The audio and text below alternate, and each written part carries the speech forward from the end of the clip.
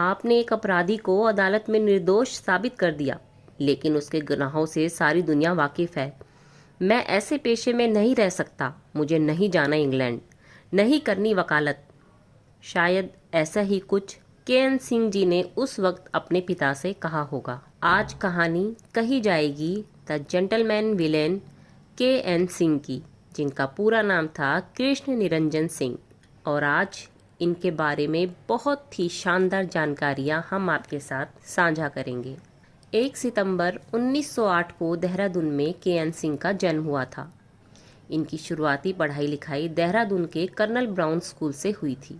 K. N.. Singh के पिता चंडी प्रसाद सिंह अपने दौर में देहरादून के मशहूर क्रिमिनल लॉयर हुआ करते थे। के.एन. सिंह की माताजी का नाम था लक्ष्मी देवी और वो एक गृहिणी थी।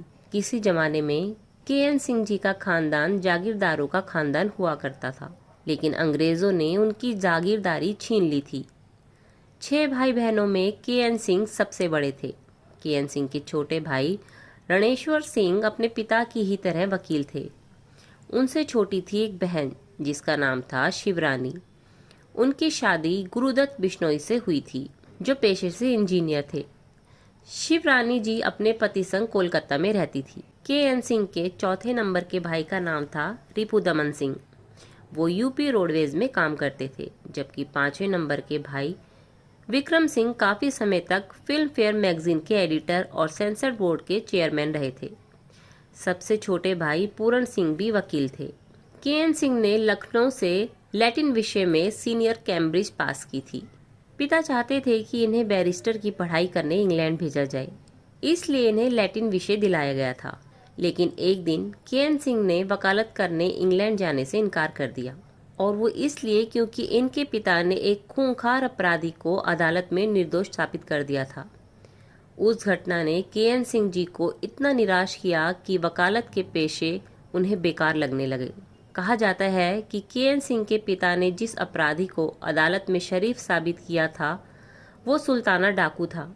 उस दौर में सुल्ताना डाकू का वहाँ खौफ हुआ करता था। ये भी दावा किया जाता है कि अदालत से बरी कराने के बाद के.एन. सिंह जी के पिता ने सुल्ताना डाकू को अपने घर भी ठहराया था। लेकिन ये सब कही सुनी बातें हैं, इनकी पुष्टि कभी नहीं हो सकी है, इसलिए आंख मूंदकर इन्हें सच समझना सही ना होगा।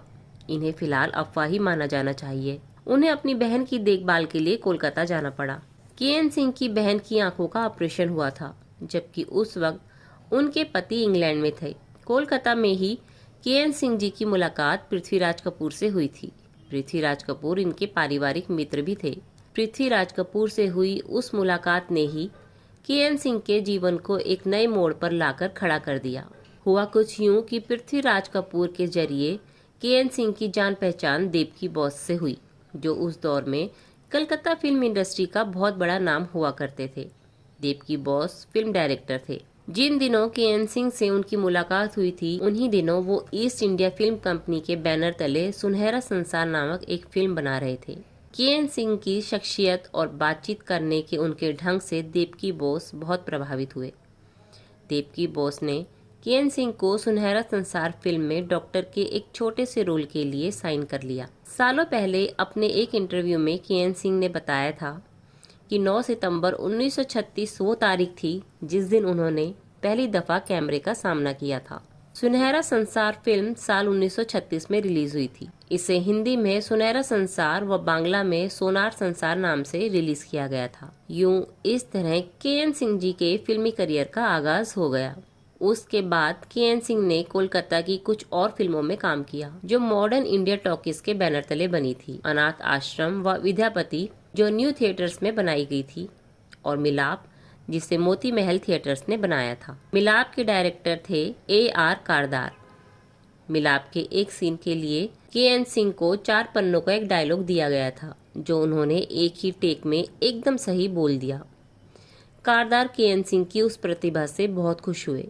1937 में ही A.R. कारदार कोलकाता से मुंबई आ गए और अपने साथ वो के.एन. सिंह को भी ले आए। मुंबई आकर कारदार ने जो पहली फिल्म बनाई थी, उसका नाम था बागबान। वो फिल्म 1937 में ही रिलीज हुई थी। उस फिल्म में के.एन. सिंह जी ने विलेन का किरदार निभाया था। बागबान गोल्डन जुबली साबित हुई और इसी के साथ के.एन. सिंह जी का करियर भी चल पड़ा। उन्होंने कारदार की कुछ और फिल्मों में काम किया। 1940 में आई अपनी नगरिया में भी के.एन. सिंह विलेन बने थे। फिल्म में उनका काम बहुत पसंद किया गया। फिर के.एन. सिंह 500 रुपये महीना की सैलरी पर सोहराब मोदी की film company Minerva movie tone में चले गए। बाद में देविका रानी के कहने पर उन्होंने 1600 रुपये महीना की पगार पर बॉम्बे टॉकीज ज्वाइन कर लिया। दिलीप कुमार की डेब्यू फिल्म ज्वार भाटा में भी के.एन. सिंह जी ने काम किया था। राज कपूर की बरसात और आवारा में भी के.एन. सिंह नजर आए थे, लेकिन इसके बाद उन्होंने राज कपूर की किसी और फिल्म में काम नहीं किया। कहा जाता है कि के.एन. सिंह जी पर दबाव बनाया जा रहा था कि वो राज कपूर को राज साहब कहे, लेकिन जिस बच्चे को के.एन. सिंह ने कभी अपनी गोद में खिलाया हो उसे साहब कहने के लिए वो कतई तैयार नहीं थे, इसलिए राज कपूर के साथ उनकी निभा ना हो सकी। के.एन. सिंह फिल्मों के ऐसे विलेन के तौर पर जाने जाते थे जो चीखता चिल्लाता नहीं था, अधिकतर सूट बूट पहनकर रहता था। व्यक्तित्व की शालीनता और अभिनय में ठहराव के.एन. सिंह की खासियत थे। उनकी खामोशी, आंखों के हाव भाव और बाहों के उतार चढ़ाव ही दर्शकों को खौफजदा करने के लिए काफी थे।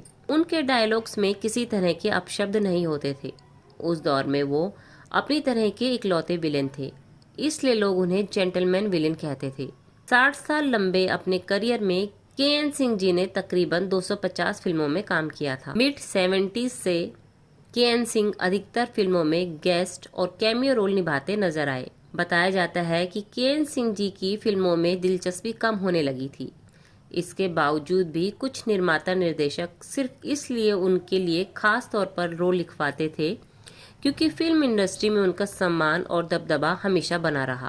के.एन. सिंह जी की आखिरी फिल्म थी 1996 में आई दानवीर। इस फिल्म में भी उन्होंने एक स्पेशल अपीयरेंस ही दिया था। के.एन. सिंह जी की निजी जिंदगी की तरफ देखें तो उनकी 2 शादियां हुई थी।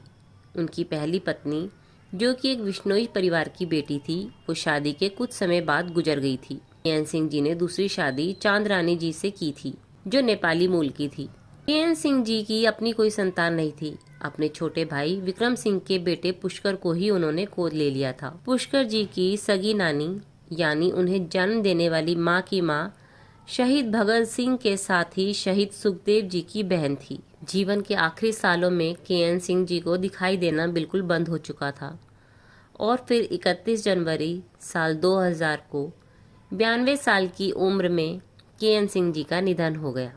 के.एन. सिंह जी भले ही अब इस दुनिया में ना हो, मगर फिल्मों में अपनी एक्टिंग के द्वारा वो हमेशा अपने चाहने वालों के दिलों में जीवित रहेंगे।